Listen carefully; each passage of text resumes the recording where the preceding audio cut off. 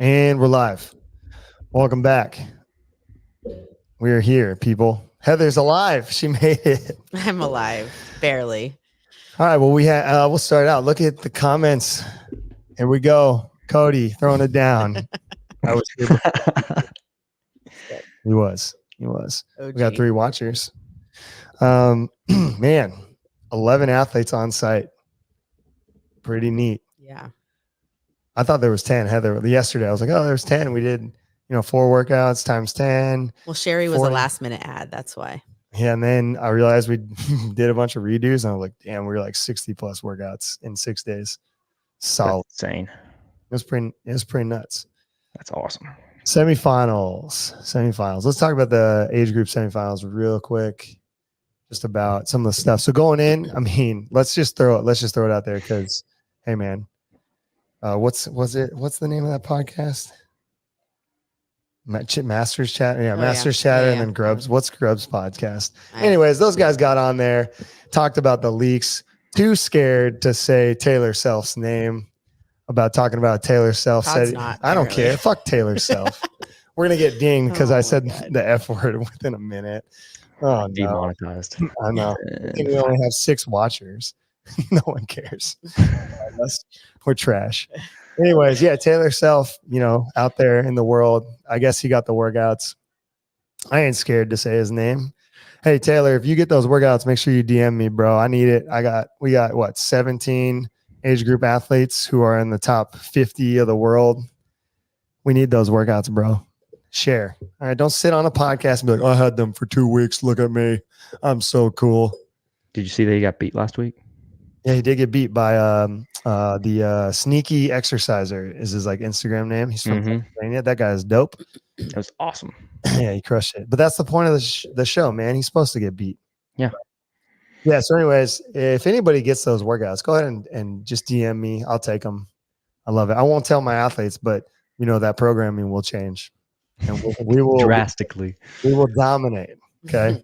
And I ain't scared, Taylor Self. Come at me, bro. I'll see you at the semifinals. We can have it out. Golly. Just kidding. Taylor Self and I are. Okay, so people had him for 2 weeks and nothing happened. We still dominated. All right. Semifinal workouts for the age groups were good. What'd you think of the workouts? Good? Yeah. I think let's talk about what we did as far as like a little bit of strategy, because you get the workouts and then you have the 2 submission windows for the 2 workouts and then 2 submission windows. And that changes slightly sometimes, but it may change next year.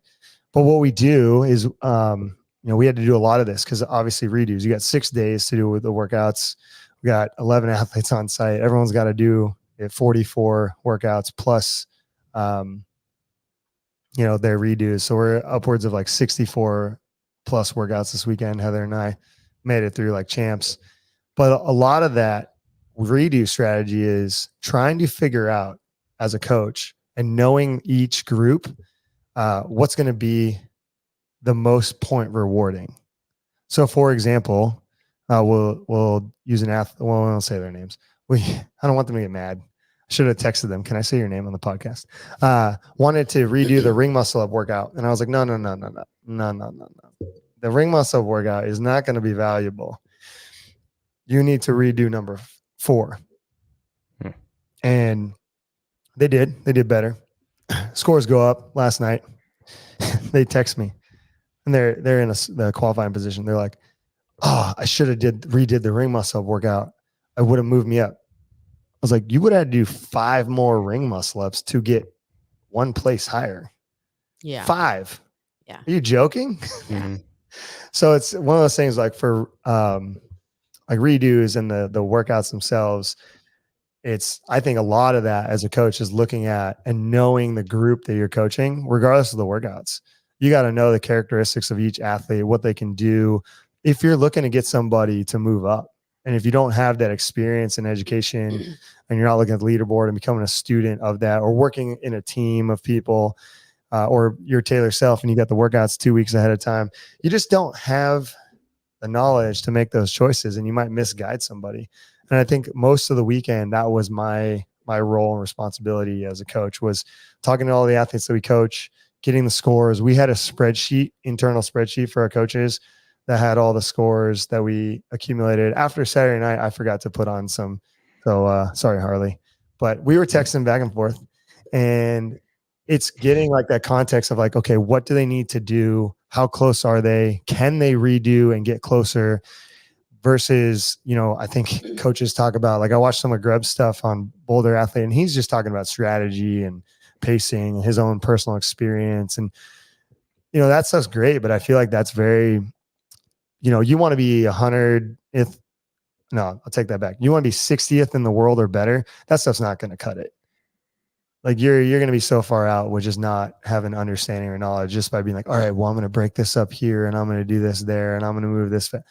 Everyone's doing that. That's not where the magic happens. So aside from the workouts, I think that was our biggest advantage this weekend, having a team, having athletes who want to participate in sharing scores, talking strategy with each other, how they did it, sharing their own videos with athletes so they can see what they're doing, putting athletes in a certain order on site to give other athletes who may be quote unquote lesser the advantage to watch how that plays out and go, oh, okay.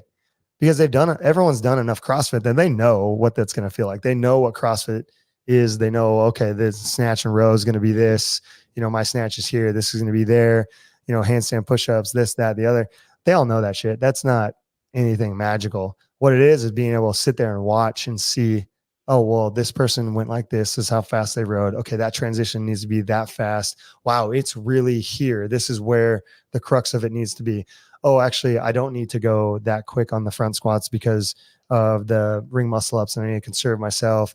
It's okay to do ring muscle ups in 1s and 2s here on this workout versus people being like, I'm going to go 5s and 4s and blah, blah. It's like, yeah, you might think about that on your own, but then you watch and you're like, wow, okay, this is possible. I could break through this way and do these things this way.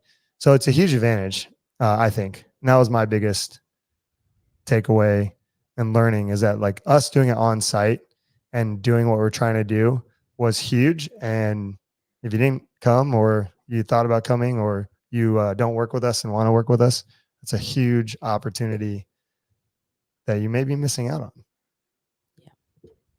Heather, what'd you got? You were there riding hard all weekend. Yeah, it was pretty wild. I mean, I think you kind of hit it on the head where it was just like being able to watch other athletes and see what they're actually able to do. And I think that was really a lot of what pushed people through. I mean, I know my athlete specifically was like, oh, I wouldn't have gone that fast, or I wouldn't have like split it up that way, or I wouldn't have done whatever just by them being on site and like watching what they were doing. And I think the learning experience for even me as a coach is understanding like what workouts are going to be where they're going to get the most advantage. And I think like just really trying to like break that down and understand that. Cause I think like you were saying, like with the ring muscle up workout, I think that was everyone's like tendency to like do that one over, but really it was 4, and 4 was where And 2. Well, yeah. And 2. And I think we even talked about 2 also. Cause like with the strict handstand pushups, like they were having the 55 plus doing strict handstand pushups. And we were like, okay, like we had one no elevation. So for the viewers, normally the 55 plus age group, this is the first year that they have ever had them go to a flat surface, not a riser. Yeah. So the range of motion was all the way down, all the way up on a 30-inch line, just like the kiddos. And they got to kip though, so theirs wasn't strict. But well, no, not 55. Sorry, 55, 60, same thing. They had to go flat surface, but they got to kip. So those are the first time that they've had them do those age groups do that, which is really, really cool. But also, like you're saying, a big question mark within the space. And now we got that data. Right. And that's what I was going to say. It was like, we didn't really actually know. We kind of had a guesstimate just based off of like, we had several athletes in the 55 division and like, we're able to see kind of what they were going to do. And we have one that's kind of an outlier because she's really good at gymnastics. So, but we know she's not very good. Don't say that about her. We know what was possible, right, in that group. And so like you were saying afterwards, like it was just kind of a guesstimate of like where we thought people were going to be landing and getting them as close as possible to that. But now we have that data, which is cool. And I don't even know if a lot of coaches are taking that type of data. Yeah, we got 9 people watching. It in the no one's going to know memory this. banks for next big competition, like knowing that that's like their capacity. Yeah, or just going, hey, you didn't make it. Well, now we got some training. We got some training progressions to do. Yeah. We got some accumulation to do. Yeah. All right, Will, good morning. Good morning. Here we go. Let's go. Sarah Novotny, what's up? Okay. Coach Marissa. Event 4 was candle emoji. Lit. Lit. I know what that means. I just wanted to say candle emoji. Such a dad. All right, here we go. CJ, congrats. You earned it, Cody. Fist bump emoji. Just this week, though. Yeah, CJ's going to you be got on it. it next He week. was there first. Everything's a race. Everything's a race. Oh, yes. Oh, here we go. Tristan. Should we let him on? I could send him a link. Yeah. Oh, I'm the only nice. Yeah, you got the head shake. All right. Well, Harley, it's your turn. Harley, before he goes, he's in his car driving around. Very illegal. I hope you're stopped. Actually, you drive a Tesla, so it's probably driving for you. He got an athlete, knows the value. Oh, he's on mute. You're on mute. I'm going to set the stage for you, and then you can come off mute. Had him come out, flew him out to their location for him to coach her in person. And that athlete is in a qualifying position. Harley did a really good job, and I would like for him to talk about his experience with that. Come off mute if you can safely. I'm going to unmute him. I can't unmute him. You got to unmute yourself. Dang it. Oh, there he is. Can you hear me now? Oh, yeah. Okay. So I didn't hear you set the stage because my entire video cut out for like the last 2 minutes because I'm trying to just get home to get to my computer. And Giving you guys props actually, for having your athlete bring you out to her location to help her get into a qualifying position. cool. Yeah, it was interesting because of life. I was only able to be there for the first few days. And then I basically got to coach in person for a few days and then come home and then coach remotely and basically go through the remote video review process and say like, well, you weren't quite fast enough there. We need to get faster in the last one. It was a really good experience. I think that being able to be there on site, we got a retest in. We learned from the first experience. I got to support her through that and get a good win in event number 1 with the snatches. And then in event 4, that was the one we retested because her first attempt just wasn't quite urgent enough, wasn't fast enough. So watched the video back and was like, hey, you need to take a chance. You need to go a little faster in the toe to bar and make it worth, the effort. And she did end up retesting the muscle ups as well, which was against your recommendation. But in my mind, I think if someone be willing to retest, even the ones where you're just scrapping for an extra rep or two, in hopes that that's going to make the difference. Because with a blind leaderboard, you don't actually know where that bottleneck is. So to your point, you're like, oh, well, you would have needed multiple reps to be better. Yeah. Yeah, you knew. That's fine. I mean, I knew where the value was, and we talked about that in text. Yeah. It's like understanding which workouts are going to have the biggest bottleneck, and it's usually the ones that have the lowest barrier to entry. So event 4. But I had her redo event 3 as well because she missed 2 muscle ups in her first attempt. And so in my mind, if you're going a 1 every 40 seconds, 2 missed reps, that's a minute and 20 plus of time. You could potentially get 3 more if you just have a clean run. So I thought it was worth the attempt, worth the effort, and to learn from. Yeah. And did she do better on it? No, she didn't, but that's okay. No. Yeah. Okay.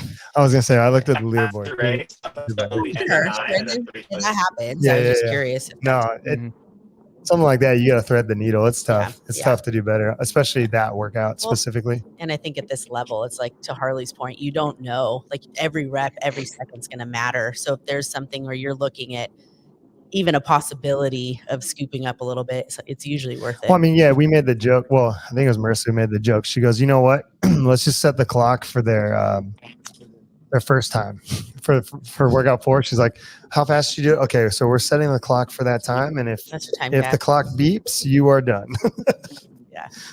Yeah.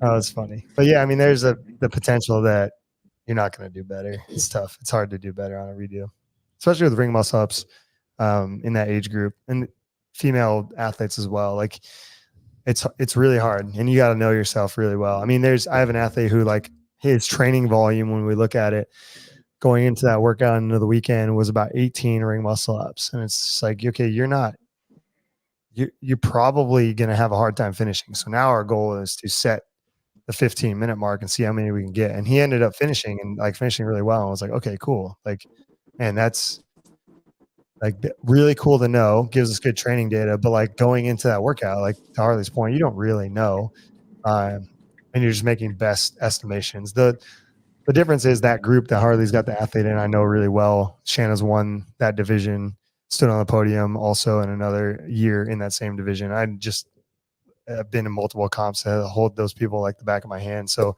it's easy for me to sit back and do that because of my coaching experience, and specifically with that group. And then there's like some groups I don't know anything about, and there's groups you got to learn. And that's one of the things for like coaching age groups is like the groups shift almost every year.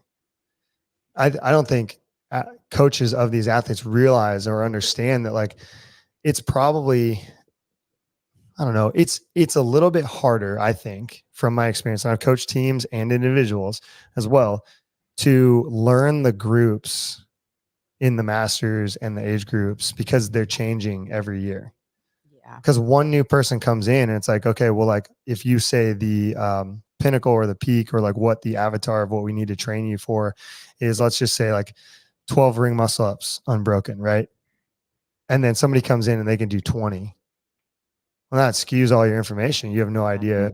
And that's going to change. And then you might have someone, for example, like Lori Machiznik leaving the 55s and going into the 60s, and she's going to rock everybody. Yeah. Also, with CrossFit being so around for so long, and you now have, especially in the females, this is crazy. And this is just like a cultural thing and a world culture thing. Women typically have no real physical culture. You look back in the day, it's like in the 80s and the 90s, it's Suzanne Summers, Jane Fonda. Like, name a really predominant strength athlete for women. There's not. There were some, but they weren't highlighted and looked at, and because of that, you're not going to see women's strength, be as quick as men, because it's been in the culture forever. Men are strong, make them strong. Women are also strong, and we need to make them strong. But now, because of that, you're seeing like someone who was, let's say, 35, 15 years ago is now 50, and they've been strength training with CrossFit for the last 15 years. They're gonna be strong as fuck. Well, even to that point, like coaching someone this weekend in the 60 to 64 division, like I'm just learning a lot about that division too, because I've never coached anyone in that division. But like 4 years ago, what she did this weekend in the 60 division, like people 4 years ago in the 60 could not do those things. And so like, I think like to your point, like people are growing in the sport. They've been strength training for a long time, and now they're like moving up the ranks of the age groups. And so just to see what's possible in those groups now is wild. And I think like, like looking at like what she did, and I was like with the ring muscle up, she's like, maybe I'll get 4. I'm not sure. She finished the workout, and I was just like 60 years old. Crazy. Like, I was just like, holy crap. 12 and ring muscle ups. People on site were just like losing their minds. Like, it was just so cool. But I don't think that was possible 4 years ago. Yeah. It's and wild. I think she got like 14th, which means there was 14 other 60-year-olds that finished that workout. Yep. Yeah. And so, well, real quick, Tristan, setting the clock to your first score is a savage way to motivate. Done that before. I'm calling you have never done that. And then Tristan, again, he's up in here. This is the first coaching year coaching age group athletes, and he was struggling to figure out solid scores, crying emoji. Yeah, it's a skill, right? It comes with experience. And like, that's kind of what our next like topic today is about, but it's just something that I've built over time. And I know as you and Heather spoke to this a little bit, it's like being on site with those people, Harley getting to go with his athlete. Like I'm sure because you now got to see in real time very quickly in person with that person and then the remote, and you see the disconnect there of what that is. Mhm. And it's like, yeah, the remote coaching is great and phenomenal, but then you end up learning quicker because you're seeing them faster. You're seeing what their effort is. You're seeing how fast they move. You're seeing when they rest in real time. And it's getting back in your brain of like, oh man, okay, this is different than I thought. And the more times you do that and the more athletes you do that with, because like Heather and I just 10x our coaching, 64 high level workouts over the course of 6 days. Not just Heather and I, but anybody in that room. Like you just got so much experience so fast, just a fire hose of it, right? And it's just you don't get that unless you get it. And you can sit back and like I make the analogy, and we're going to talk about coaching reps. You can read how to fly the airplane, but like you got to fly the airplane, man, over and over and over again until you're pretty good at it. And then when you're pretty good at it, now we're talking. You're not going to be up there at the Blue Angels, you're not Top Gun worthy, but everybody in the space comes in. And I say everybody, I mean coaches, L1, NSCA, Kairos, PTs, anybody who thinks they know how to coach an air squat comes up in the members of the gym come in, and everybody's an expert in fitness and how to get better. And it cracks me up because it's like, I was talking to somebody today, I was asking about the athletes and everything else. And they're just like, oh man, it's so crazy. I'm like, you realize I've been in a gym every day coaching for the last 15 years, CrossFit, except for COVID. I was forced out. And on top of that, I've been coaching remotely since 2017, early 2016, early 2017, late 2016. And you're just not going to have the experience I have. It's just not going to work out for you that way. You can get it and you can start, but it's wild that people forget that sometimes and come in and try to tell you something different. And you're like, come on, man. Yeah. But because of that, it allows us to give more to our athletes and give more in those dire moments when they need it. Because, a lot of people watching this understand CrossFit. They enjoy CrossFit. There's 100 million other people who don't know anything about this. But these fools are the tip of the spear, and it means the world to them. It's literally like, and everyone is, are you nervous? Do you get nervous? I had a bunch of athletes ask me who are like fairly newer athletes. No, like with me as a coach. I used to be. Don't fuck the video up. Well, I was even saying yesterday when everyone was doing 4, which was like the barn burner, right? Everyone walks in so high anxiety, like just you could just feel it in the room, and just people are so stressed because they're just like it's like Fran, right? It's like 3 minutes of just like death. And I think after the whole weekend, like everything, we'd gone through almost every single workout. And I was like super anxious because I was like, dang, I'm so used to being the athlete that I was like, I have no control over what happens. Like, at least if it's like me, like I can control the outcome as much as I can. But like just, wanting it so bad for them. And I think that like Todd was talking to, it's just, that's just still my, I don't want to say like inexperience, but kind of, right? It's like I really wanted it bad for them and I wanted them to do well. And yeah, it was hard to just have no control over it. Yeah, go ahead. Yeah, Harley, talk. Do it. Love it. I'm on the microphone now. You sound great. So good. Okay, so I think that a couple points come to my mind as someone who still tries to be an athlete. Putting in the reps of seeing rate of travel as an athlete and as a coach both have value. And I think for people watching who are not coaches but are athletes, to your point of like being in that room was probably incredibly valuable for the athletes to see other people moving. I know you guys said that while I was driving home, but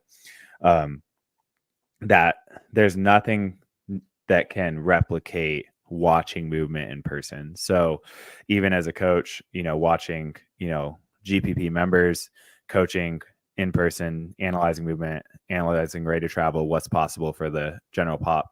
But back to the athlete, it's like watching the people at the tip of your division. So like whenever I got to go out to Crash a couple of years ago, CJ's went out to Crash, a couple of your girls have gone out to Crash. That event is so valuable because there are so many high level people in one room competing. Yeah. and people you never would really have the opportunity to compete with otherwise, because like this year, there's multiple games athletes there, and this upcoming year is probably going to be even more, exclusive. Going out to regionals, well, semifinals now, as an individual last year for myself, watching the rate of travel. My mom, someone who knows very little about CrossFit, I said something like, I'll probably never make the games as an individual. And she goes, no, you're right, you won't. And that's like really funny. But like the reality was savage. Yeah. But the reality was she can just see it's like, Mhm. it's just different, right? Yeah. Like She doesn't know why, but she doesn't, knows exactly. it's different. She just sees the rate of travel. She sees the urgency, the lack of deterioration of movement quality, the resiliency of those highest level athletes. And there's no question in her mind that it's just different. Right. Yeah. And if I, as someone who's been in the space and would claim to be pretty experienced in the space, is saying I'm not going to be there as an individual, she's going to take that with, full belief and like understanding that there's a reason why I'm saying that, not because I'm just pessimistic or down on myself. Mm-hmm. Yeah.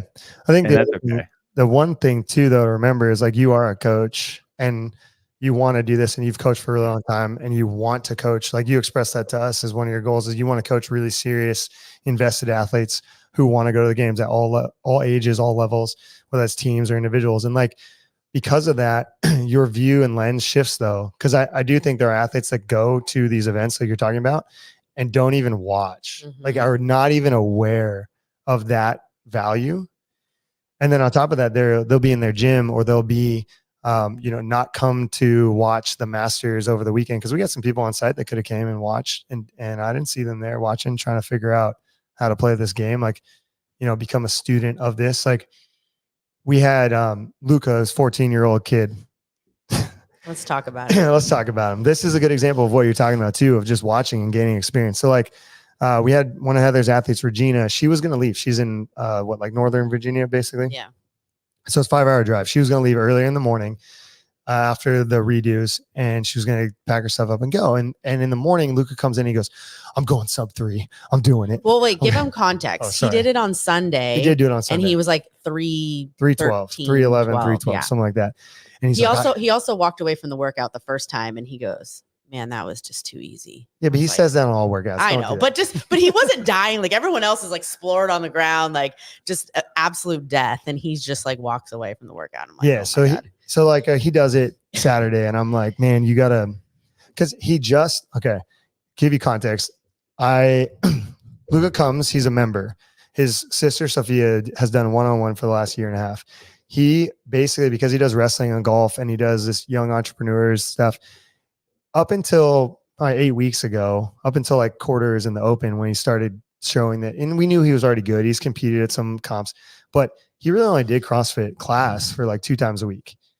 And he's a 14-year-old kid, just like crushing it. And he's really cool. But then he started training and we're like, okay, we're going to try.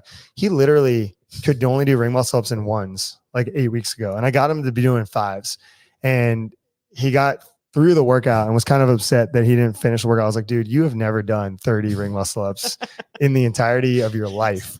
And you got a long life to live. So let's keep building. So I'm like, there's no way you're going faster in the ring muscle up workout. Like literally he was like failing the dip.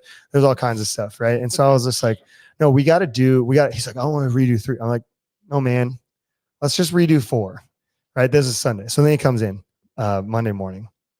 And Regina's like there and everyone's there. And I didn't know this till after the fact, but he's like talking it up. He's like, I'm going to go sub-3. I could go sub-3. I could probably do I could do 230. And I was like, well, mathematically, yeah, you could, like, there's the time there per rep. And like some people were arguing with me and I was like, Sophia, do a thruster with that barbell. I'll time you. It was like 0.6 seconds to do a thruster from front rack to overhead. So I was like, you physically can. It's just, can you keep that rate of travel? So we're talking about it and we set up a game plan and stuff. And like, I didn't talk to Regina at all really about this. And she's like there and I thought she was just hanging out or whatever. Right. So Luca in the afternoon, he's like, I got to go for a walk. I got to go. I'm going to go outside. He's like getting ready to go. It's like disappears. Yeah. He disappears and he's going to go. It's like his turn and he's going to go by himself. And Sophia's like, he's over by the thing. Cause they have like on their iPhone, they know where he's at. And she's like, he's going to get kidnapped. He's walking so far. She was like worried about him. He's like in some neighborhood. I don't know. Yeah. He had to go for a walk. He had to take himself a minute. He was like, and like Regina's like, well, now this is when I found out. I was like, well, are you like just hanging out? Like, what are you doing? Cause we're like waiting for Luca. She's like, no, I'm invested. I was like, invested. She's like, yeah, I'm invested in the sub 3 minutes. I want to see this. And he comes back in all hyped up like this kid.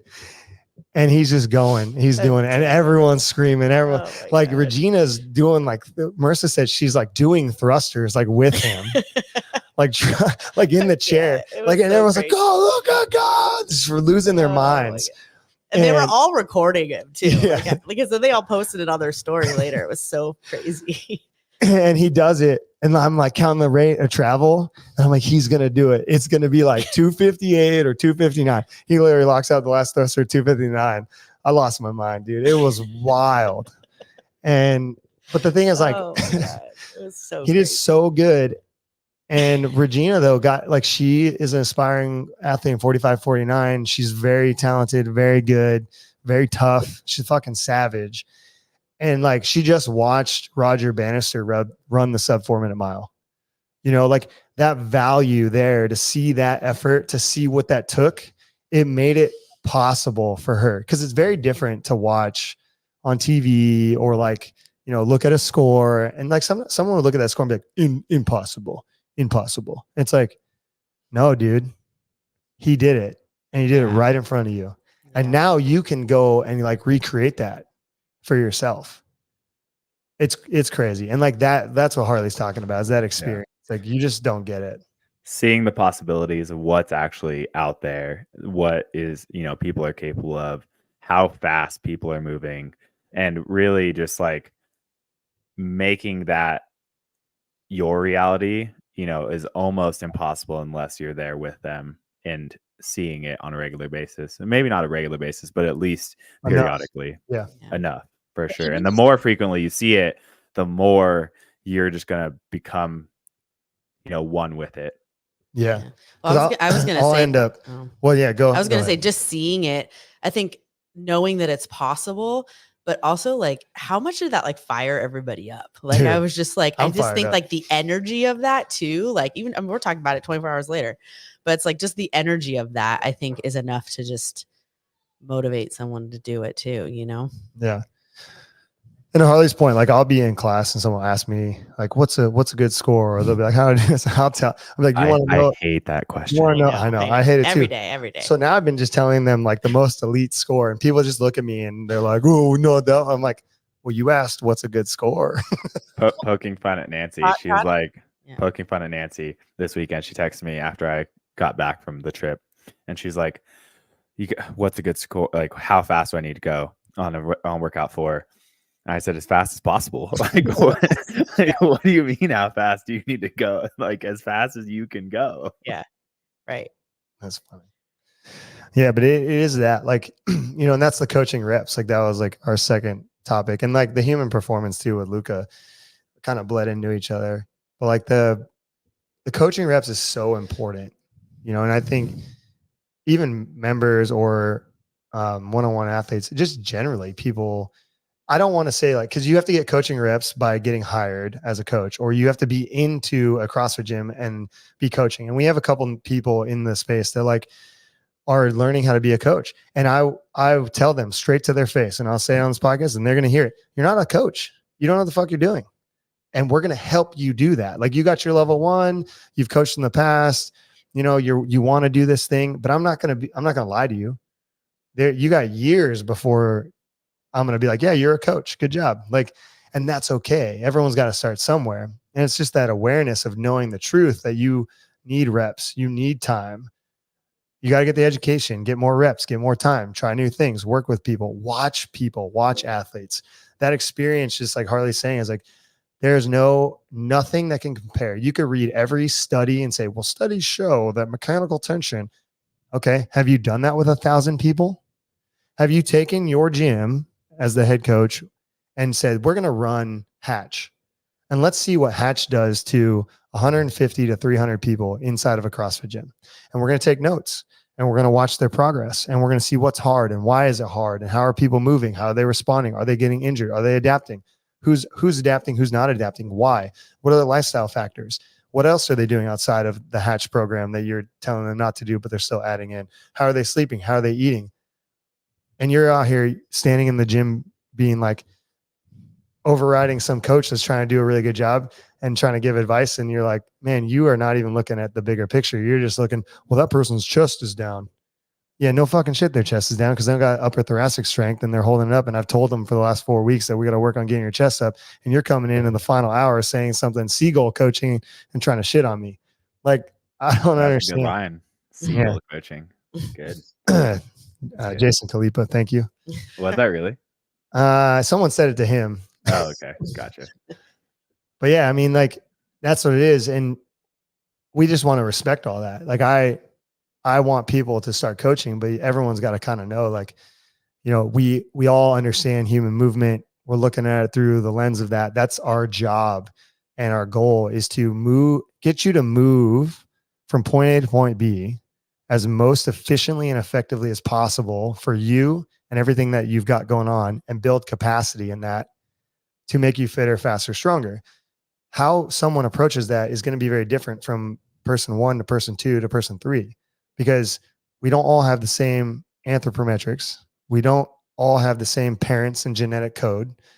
So you have to consider just those things at base level and step back. Because I watch a lot of people, knees out, chest up, blah, blah, blah, this, that, the other. Well, I read here, this study shows here, this meta-analysis there. It's like, cool. How many people have you worked with? And I want coaches and just members and our athletes and everybody who watches this to sit back and go, man, you know what? Those like coaches and reps do matter. And if you have a coach who wants to get better, let them get reps. You know, they're going to mess it up. I tell a story all the time. There's, Jordan Junta, when I was coaching him and he came out of chiropractic school, and like, there are a lot of things that once he came out of chiropractic school, we butted heads on. And it was just because, like, I'm like, hey man, like, you know, you have this doctorate of chiropractic now and you're starting to coach and you're starting to do this and you're seeing things. And now how many years later, 10 years later, you watch him on, was it Prescript? Yeah. Prescript. Yeah. And you look on his Instagram and all his videos, the dude is saying the shit I was saying to him 10 years ago. And I love it. I'm glad he has grown. And he's a phenomenal person and a great chiropractor and a great coach. And I love that guy. But it's just funny when you have those interactions and you're like, oh, all right, come to me in 10 years, man. Well, it'll be different. And it is. And like now he's on the path of that because he's gotten more reps. Yeah. Well, even like you were talking about this weekend with like, so Todd had put together like a judging team from like all of our members, which I already knew kind of the reason behind it, why, but after just like going through this weekend and how like tough it was. Those people are superstars. They were like, honestly, I was so grateful for them and like their help and just everything, their willingness to just like get in there and judge. And like, and I'm sure a lot of them were really nervous because not sure. We know. Yeah. Well, they were right. And like, and I think like shitting their pants. Right. But it was like, it was so valuable for them. Right. And like, to your point, like being able to be there and get those reps. And a lot of them have L1s, L2s, but they've never judged in the past. Yeah. But they've never judged this level or these athletes before and seen that type of stuff. And so, they've never judged anyone trying to get to the CrossFit Games. Yeah. And they've had, there was a couple mishaps or they got nervous about some things or whatever. And it was just reassuring them that it was going to be okay, because we're all not, we're not perfect and we all start somewhere and, we've all been there. So, it was really great to just have their support. It was awesome. Yeah. And that takes reps too. And that's why we started it. Cause like it would be we have a on-site place that we want people to come to and do these qualifiers. We also have a lot of people who are excited about this and do a really good job and want to be invested and want to, they don't want to become an elite athlete, but they want to be in the process. So my thought process was like, well, let's get people reps, man. So I sent out an email, or Heather did, with the PDF of who's interested. And then we got some people, and then we got some people, still working on it. And obviously people have jobs and everything else, but we got a couple of people that like came through. Kathy Collins, shout out, man. She's our Adrian Bosman. Yeah, she crushed it. She killed it. And I was like, yeah, we got to get you a couple more people so you can delegate and teach them what to do. Like, she was on it. Clocks, frame, camera, measurements, didn't miss a beat of anything. Yeah. And then she was also just like managing all the other judges, like just telling them what to do, telling them where to stand, like telling them how to count, how to put their hand up, when to, whatever. Like it was just just little stuff that you don't think about. Like the coolest one was it's indicating for the camera, because CrossFit is going to watch these videos, or someone's going to watch these videos. And like on the row workout, she would hold up one finger for 10 calories and point. Then she'd hold up 2 fingers for 20 calories and point, and then 3 and point. And it's like those little details go such a long way, especially in a video review process when CrossFit's sitting down trying to get you out of the freaking leaderboard and ding you for everything. You got a judge who is open hand, no repping, making it clear as day to everyone that's going to watch this video that was a no rep and it was not counted. Because you'll watch videos where people don't no rep like that. And like, what is CrossFit? If CrossFit sees a judge doing that, they're going to, oh, that's a good video. This person's no repping. They're on it. They're holding their fingers. We got judges' shirts made, so it says judge on the front of the shirts. And everybody who is judging wore the shirt when they were judging. So then we make our say AFJ, right? No, I didn't say AFJ. That's good. You guys would have been attacked. I know. Well, no, maybe not. We'll see. But Kathy, though, I did send out some of the free resources. If you do want to judge, actually, even though you're making a joke about it, it is funny because CrossFit, backpedaled, but I think they're going to use them in the future. They do have free resources to become a better judge. Like how to fill out a scorecard, on-site judging, hand signals is very good. I sent it to the judges that want to become, really professional judges. I think Kathy's going to become an AFA like judge and do that process. She got accepted to be a judge at the Masters CrossFit Games. So like there is an avenue and a process, and we want to help people do this and be successful with it. And it was really cool. So like, yeah, we wanted to make it as professional as we could and as easy as we could. So you don't have to do this shit yourself with your friends and family and hope that everything goes right. And it's cool, but it goes back to the reps. I want these judges too, like throughout the year, to come in and practice on each other. If people are doing qualifiers, volunteer to be like, hey, I'll judge you. I'm going to like help you out and set everything up, and work on those skills. Because you can watch the videos, you can read the books, you can take the judges course, you can talk about judging, you can hear about it on the internet. But until you're in there in the heat of the moment, like we had a judge who volunteered texting Heather and I of like, oh my God, I think I missed a rep on the round of 9. Like, is in the row snatch workout, which 1 rep in the snatch is a big deal. Yeah. And she was so concerned, and she's like, I couldn't remember. And it was like really happening really fast. And like, I was like counting, and thankfully they didn't miss the rep, and we watched the video back and it was totally fine. But like, that's what's happening, right? That's the level. And the more that you can do that, the faster you're going to see movement, the better you're going to be able to make those calls, these little details. I think some people think I nitpick too much, and I probably do. But then when we go back and we look at things, people go, oh man, I'm so thankful that you did nitpick that, because that would have got me. It's cool, but it takes a lot of practice. It's very stressful. It's outside of people's comfort zone, especially in this scenario when it's like these people are trying to go to the CrossFit Games. Like it needs to be perfect, or else they'll get a major penalty and be out. And it could all be because of you. And like last year, I missed a shuttle run on Matt Chia, and thankfully they only deducted 7 seconds from it. And I was like, oh man, you effed, Todd. Like you. And they're like, oh, dude. I mean, and I was like trying to make excuses for myself. Like, oh, there was so many shuttle runs, like blah, blah, blah. It's like, no, dude, you messed up. Like you missed that fucking shuttle run. If he doesn't go, that's on you, and like, be better. Yeah. So it's like, it happens to everyone, but you got to go through that practice. And like, thankfully we didn't pay a huge price for it, but yeah, it's one of those things. It's cool. Well, we were even talking about next year, we got to get Tyler and Noah to come out. Oh, dude. Yeah. We need more coaches out here. We need more coaches, and just to be in the hype, because it was just. Well, I think next year. And Harley too, of course. I guess. No, I think next year we could just like create it like a camp. Like I know that you had a big turnout, but I think that like sell it as the camp, like sell it as like, this is the best way to give yourself the best opportunity, and like talk about it sooner. I think Well, that's going to require within our network. and we're going to require What? That's going to require a bigger gym, and we're going to need a bigger coaching staff. Well, you're already working on that. We're working on lots of stuff, but my point is just communicate it sooner. I think like put it out there, be like, hey guys, right now, here we go. We are May 14th, 2024. 364 days till next year's hockey tryouts. You are a PAC athlete and you want to come out to Rochester, New York and complete your quarterfinals or semifinals or even the open. Yeah. The land of opportunity. You are more than welcome. Yeah. You are more than welcome to come out and we will help you. Yeah. Okay. And I mean, I had an athlete who her 1RM snatch was the 95-pound barbell, which she did 6 times. And then she PR'd and hit 105 for 1. And I don't think it happens in Rochester. I know. And I don't think that wild, wouldn't have happened. I mean, I think she had the possibility wouldn't have happened to do without it, me. but she wouldn't have done it if she didn't come out here and was wasn't right there in getting her that face. coaching in person in the moment, which is cool.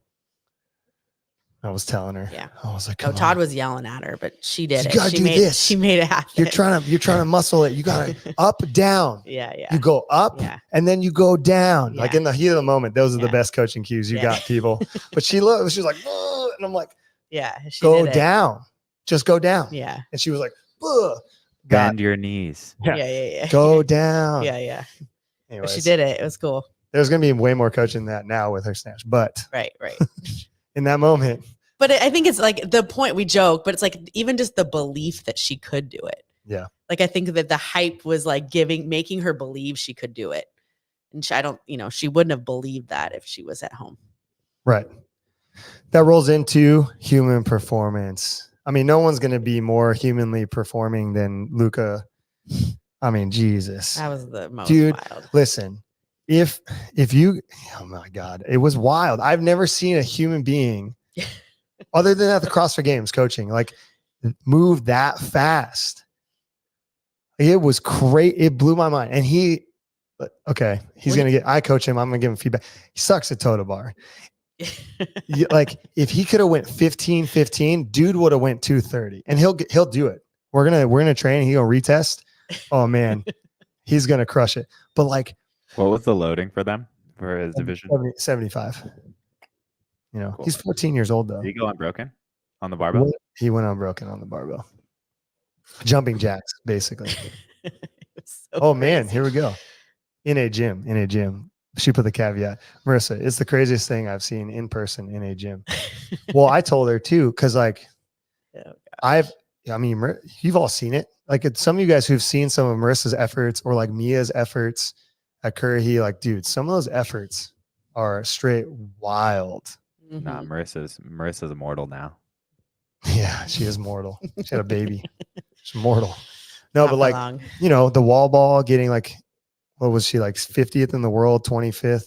You see those things, like even like Meg coming out and watching some of her efforts, like even you guys, the team, it's just like so different. It's just, you just don't know what I'm talking about. If you don't see it, you just don't freaking know what it is. Like, because of that, we've thought of this idea. We'll release it on here for those of you guys who are 50 minutes in. We do a Send It Saturday, very similar to like the Throwdown or like, Misfit when they put up their stuff and like blah, blah, blah. All the thing to the one workout a week where everybody does it so we can compare each other and battle it out. Well, what we want to do now from the idea of Taylor Self, we're rounding it out. We talked about Taylor Self in the beginning. We'll talk about Taylor Self in the end. We're gonna see what athletes would like to do the Send It Saturday ahead of time. They're gonna video it and we're gonna put it on our Slack, and then you get to go and race that person down. So you're gonna get the opportunity. So Thursdays we'll roll out their video and their score, and you can watch them do our workout. If you guys are a PAC athlete, you get to do this, and it's gonna be like kill so and so. So like if it's, I feel like Cody inspired this though. Cody did inspire this, but then Luca made it a reality. Yeah. Like no one's gonna get him. Yeah. We'll just put up his video first. Everybody who didn't do workout 4 will do workout 4. You can go ahead and see if you can beat Luca. Well, you have to tell the story real quick about the You tell it. Okay, the internal Slack. So like Cody, we knew somebody had done the workout. Cody goes in and is like, Oh, that person's time was like 4:11 or something. And he's like, okay, I did whatever. My time cap was 4:10. So because he was like kind of talking shit that he was going to like beat that score. And so I think Cody ended up doing like 3:59 or something like that. Yeah. So then Luca goes in after he finished and he was like, oh man, like I did a whole weekend of semifinal workouts. I like ate chicken nuggets before I went or whatever he did, chicken fingers. And he's like, my time cap was like whatever his like 3:59. And then he went in and he did 2:59 and smashed him. And it was pretty funny. yeah, 14-year-old kid. You got beat by a 14-year-old. By a whole minute in a 3-minute workout. Yeah, Cody should be ashamed of himself. Yeah, Cody. He probably can't even snatch body weight. Yeah, he's trash. He can't do strict cancer push-ups. He was first on the call today though, you know. That's Good true. for him. Point. Minus Marissa. One point, Cody. Second. 1 point, Cody. Well, yeah. Hey, when do our trash shirts come? Oh, Do you have a mock-up? Yeah, we do. You want to give a sneak? We'll give a sneak peek. A sneak peek. Talk about human performance while I pull up a sneak peek. All right. If you want to improve your human performance, you're going to want to get this shirt. Oh man. Okay, I got it. Hold on. No, boy. Before we go though, Tristan, those efforts are some of the coolest coaching moments, man. And they are like, we're talking about that human performance, like, and it goes. This is one of our better lives. Shoot. The imagination, the thought, like even Luca just being like, I'm going to do it. I'm going to do sub 3. Like and if you've ever read Wayne Gretzky's book, I almost said wed because of Wayne Gretzky. If you've ever read his book, or even Michael Phelps's book is really good too, where the part where he talks about dreaming of the split time and he didn't know what the split time was. And he realized that it was the split time for the IM. And Wayne Gretzky had a similar thing. He's very creative. He talks about creativity and like, if you don't have that personal creativity, you're not going to break through. Like Luca believed and dreamed of doing, that time in the workout. And then that belief built him, we'll read it. Don't read the comments. And that belief built him into being able to do that. And if you don't have that, like Tristan's saying, you have to get those experiences as a coach by coaching athletes through, those efforts and seeing those efforts. Then it helps you believe as a coach in more athletes. And then you try to help them believe. And that is what makes you a really good coach, is because you're seeing it real for real and it's possible. And then you try to figure out and decode how it's possible for the person in front of you to do the same thing that they did. Because now that watching Luca, I know everyone could do a 3-minute time. Everyone, no matter the loading, that's assuming your strength level is there, everything else. And because of that, it's who's original training code? Michael Scott. Look at this. I shouldn't read the comments, but because of that, you guys are going to be able to do inhuman things. And that's what creates this huge human performance. And I think that's a big, big value within our space and what we need to be working towards, especially once you guys are at the tip top. You're down the funnel and you want to go semifinals, you got to be 40. You want to go to the games, you got to be 30 or 40. You want to go semifinals, you got to be top 200, like in the age groups. You have to start thinking more creatively, and thinking about believing in what you're able to do. And a part of that is like getting around people who can do things. And that's one of the drivers and the motivators for us to do this video, send it every week, is so that our community of athletes can see lots of different people and some of the best people in the world do these workouts and then try to replicate it for themselves. So yeah, it's about like beating the person and making it fun and everything else, but it's more so you can benefit from each other by watching these efforts and grow as athletes quickly through what we got to witness with Luca. And with that being said, let's see what Cody said. Someone want to read that while I pull up our thing? Well, that 14-year-old can power clean 245. I'm only a 15-year-old virgin, so technically it's not a major L. He's referring to Luca dominating him by a full minute.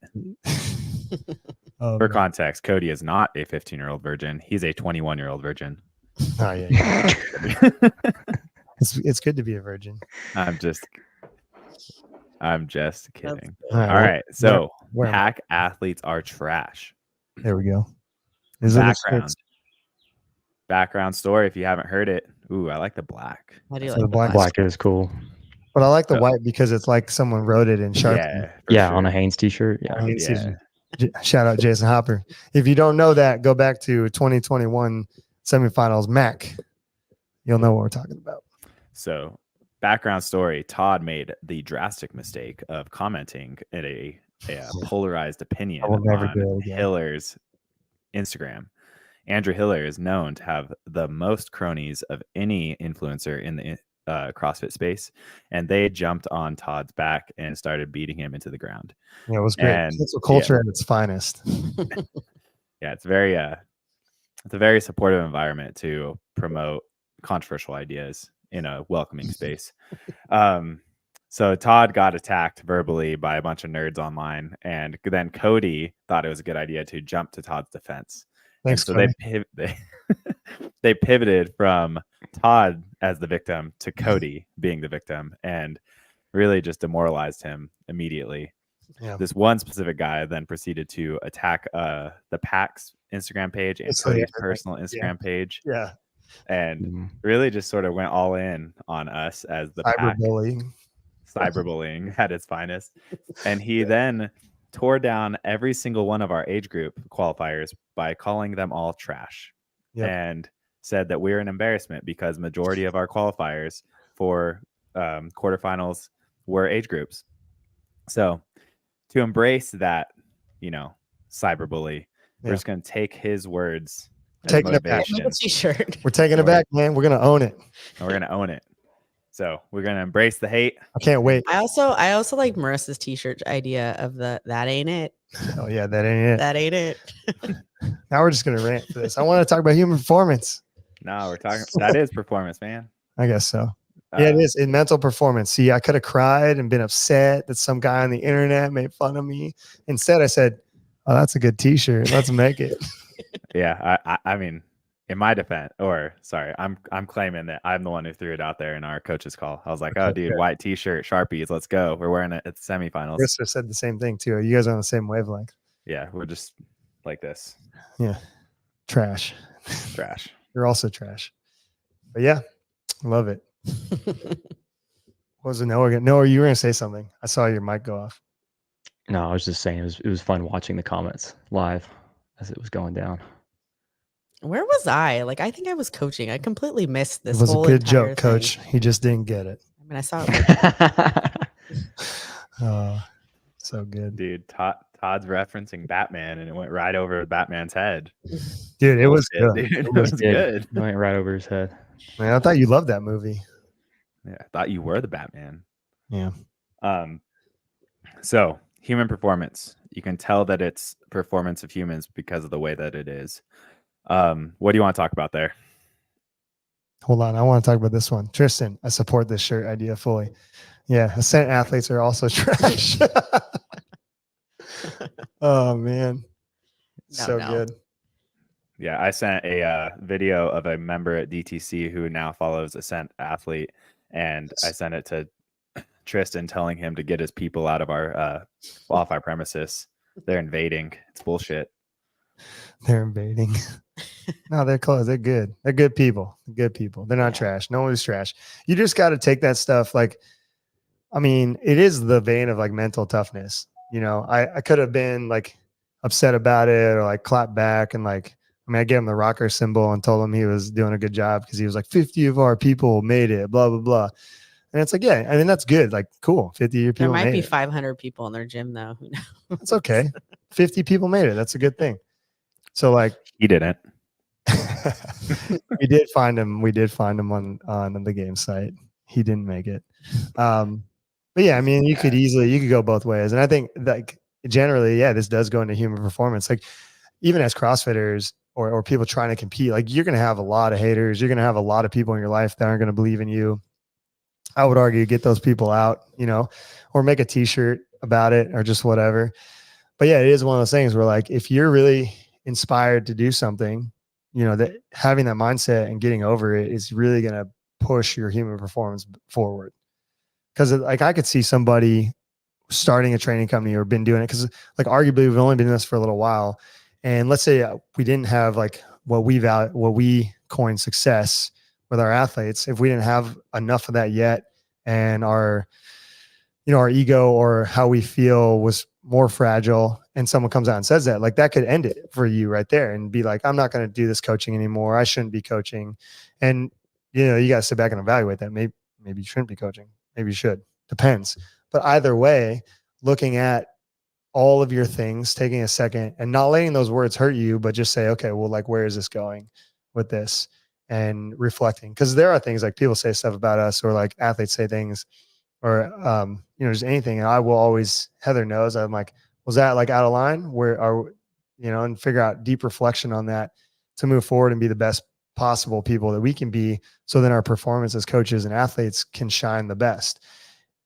So like, yeah, that guy could have said we were trash and could have hurt me and then like upset me and just been like, nah, we're not going to do this. We're terrible. We shouldn't coach anyone.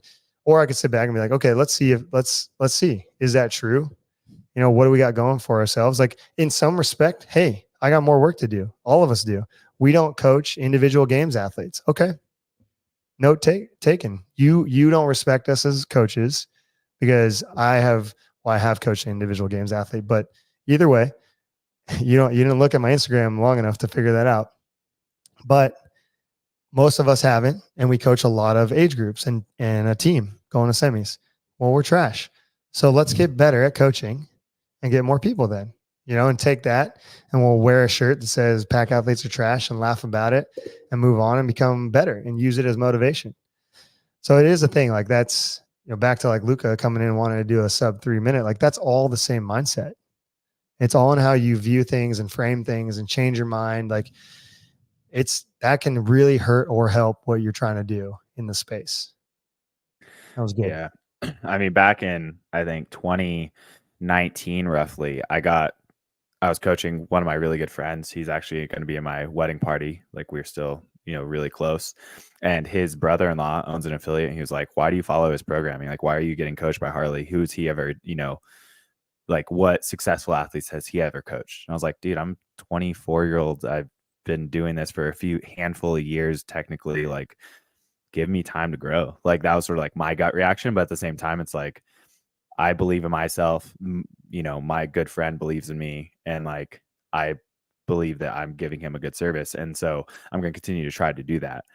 The reality is the people who get to coach the highest level athletes either got really kind of lucky in just meeting the right people at the right time and getting an opportunity granted to them. And that's either the opportunity of buy-in from a high level athlete at a developmental time as a coach, or that's an opportunity from a coaching organization who has access to a lot of really high level athletes.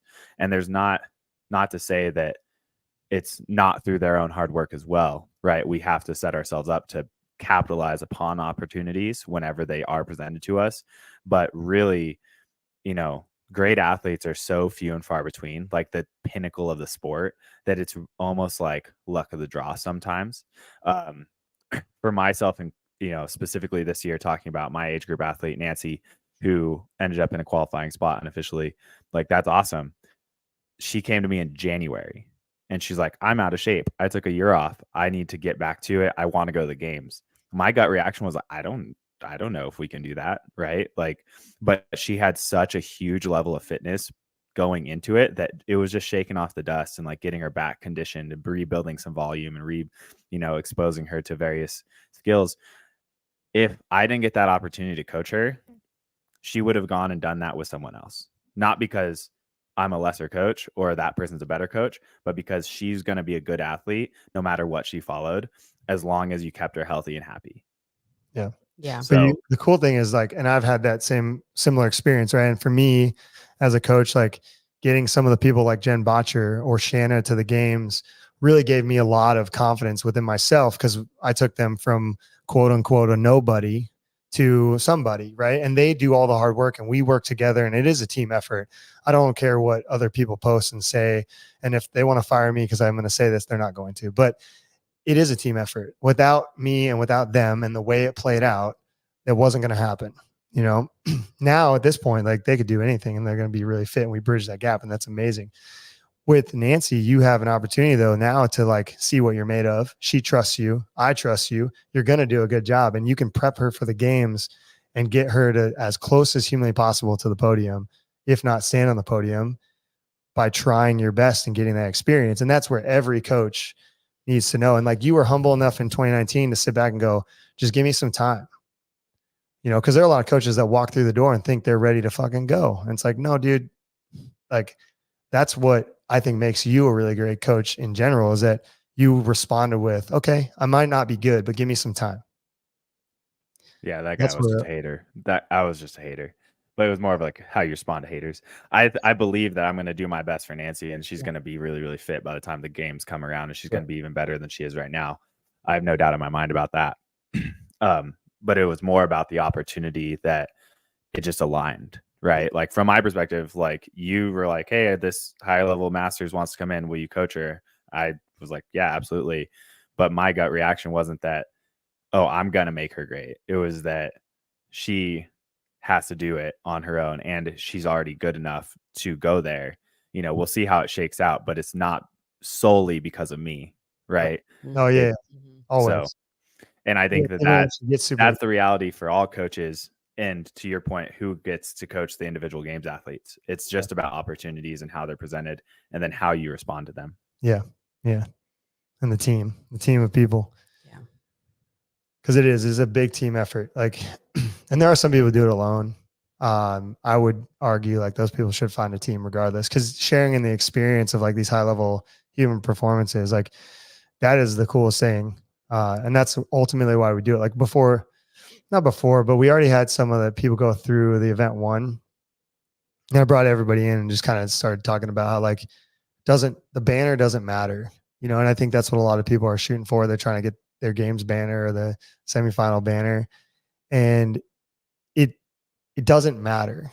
Like it does. I know it does, like in your heart, and like you want that accolade and you want that notoriety and you want that title. Because everybody does. You wouldn't be doing it if you didn't want to some degree.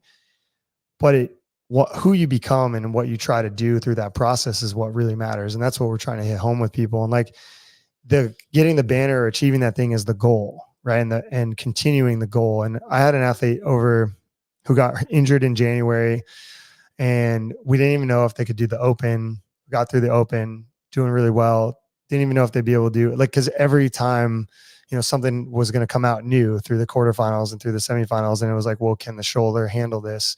Like, should we be doing this? What is the goal? Why are we doing this? And continuing that process. And they didn't do the final two events in semifinals because of workout two. And workout two was so painful that it was like, well, okay, how do we continue? Because I think, and this is important to note on, of like the processing and working towards something and trying to be great, is like quitting would be like you're totally fit and healthy and fine, and you do poorly on the first two workouts because you just do poorly, and that's just how it goes sometimes.